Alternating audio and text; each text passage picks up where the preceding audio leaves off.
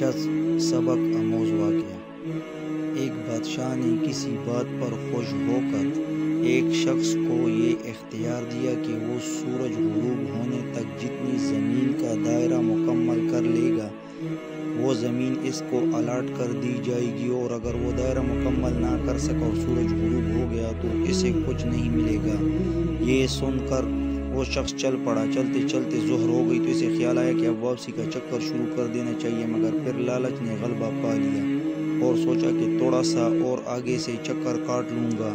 پھر واپسی کا خیال آیا تو سامنے کی خوبصورت پہاڑ کو دیکھ کر اس نے سوچا اس کو بھی اپنی جاگیر میں شامل کر لینا چاہیے۔ الغرض واپسی کا سفر کافی دیر سے شروع کیا۔ اب واپسی میں یوں لگتا تھا جیسے سورج نے اس کے ساتھ مسابقت شروع کر دی ہے۔ وہ جتنا تیز چلتا پتہ چلتا سورج بھی اتنا جلدی ڈل رہا ہے۔ عصر کے بعد تو سورج ڈلنے کے بجائے لگتا تھا پگھلنا شروع ہو گیا ہے۔ وہ شخص دوڑنا شروع ہو گیا کیونکہ اسے سب کچھ ہاتھ سے جاتا نظر آ رہا تھا۔ اب وہ اپنی لالچ کو کوس رہا تھا مگر بہت دیر ہو چکی تھی۔ دوڑتے دوڑتے اس کا سینہ درد سے پٹا جا رہا تھا مگر وہ تھا کہ بس دوڑے جا رہا تھا۔ آخر سورج غروب ہوا تو وہ شخص اس طرح گرا کہ اس کا سر اس کے سٹارٹنگ پوائنٹ کو چھو رہا تھا اور پاؤں واپسی کے دائرے کو مکمل کر رہے تھے۔